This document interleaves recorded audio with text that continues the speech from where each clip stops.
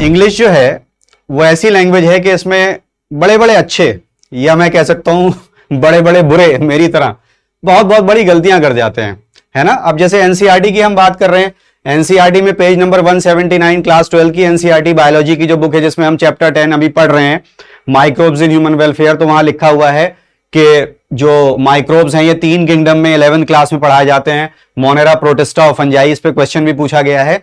और जो मोनेरन्स हैं वो सिर्फ और सिर्फ माइक्रोस्कोपिक हैं। तो बुक में लिखा गया है माइक्रोस्कोपिक वो होते हैं that can not be seen bye naked eyes.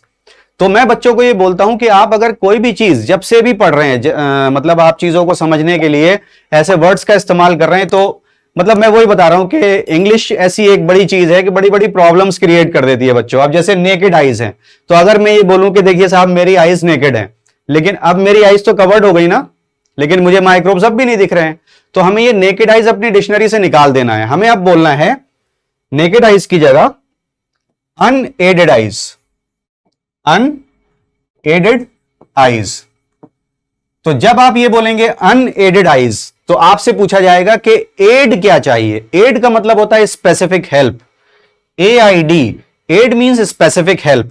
तो आप बोलेंगे हमें स्पेसिफिक हेल्प चाहिए and that specific help is microscope. एक बड़ा अच्छा किस्सा याद आ गया मुझे अपना। 5 साल पहले मैंने अपनी कार सेल की थी, तो जिस बंदे को मैंने कार दी उससे मैंने स्टैम्प पेपर पर लिखवा लिया, मतलब मैंने लिखा था कि मैंने अपनी कार इनको बेची है इस तारीख को और आज से इनकी जिम्मेदारी है, उसके बाद अब मेरी कोई जिम्मेदारी नहीं है, मैंने वो स्टैम्प पेपर पे साइन करा लिया। और अब 5 साल के बाद मुझे पता चला कि वो कार अभी तक ट्रांसफर ही नहीं हुई है। 4-5 लोगों के वो रीसेल साइक्लिक वे में घूम रही थी and I was really shocked. ये तो ऊपर वाले का क्रम था कि उस कार से कोई हादसा नहीं हुआ। That's really serious matter. और वो हम लोगों की भी बिजी इतना हो जाते हैं कि ये सब चीजें ध्यान नहीं रहती। खैर, तो हमने पूरी चेन को कलेक्ट किया, सब लोगों से बात की, और फिर जो सेल लेटर जो हम उससे जो स्टैम्प पे साइन कराया था, उस स्टैम्प पेपर पे मैंने लिखा था।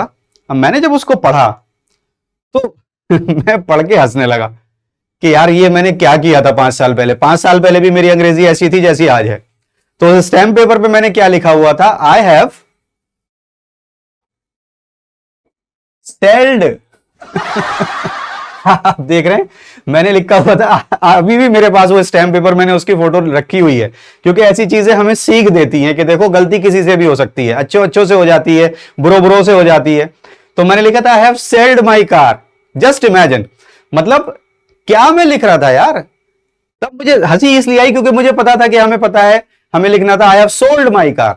अभी कुछ दिन पहले मेरे एक फ्रेंड मिले मुझे, उन्होंने मुझे 174 बेरीज का 174 बेरीज का एक्सट्रैक्ट दिया in a bottle that is belonging to a particular company, बहुत अच्छी कंपनी का है। तो 174 बेरीज हैं उसमें, उसका एक्सट्रैक्ट है। जैसे आप जानते हैं ब्लूबेरी, क्रैनबेरी, ये सब, तो 174 बेरीज का, बहुत अच्छी एंटीऑक्सीडेंट्स होती है बेरीज। तो उन्होंने मुझे एक एक्सट्रैक्ट दिया, बॉटल में था, पैक्ड था वो बहुत अच्छे से, बहुत बढ़िया है भी, उसका टेस्ट बहुत अच्छा है।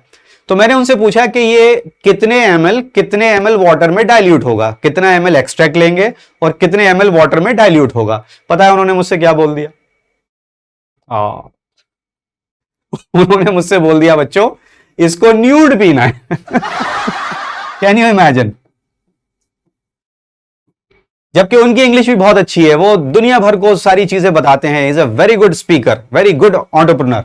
तो उन्होंने मुझसे बोला इसे न्यूड पीना है, तो एकदम से मुझे शौक हुआ। मैंने कहा न्यूड नहीं, उसको न्यूड नहीं बोलते, उसे बोलते हैं नीट।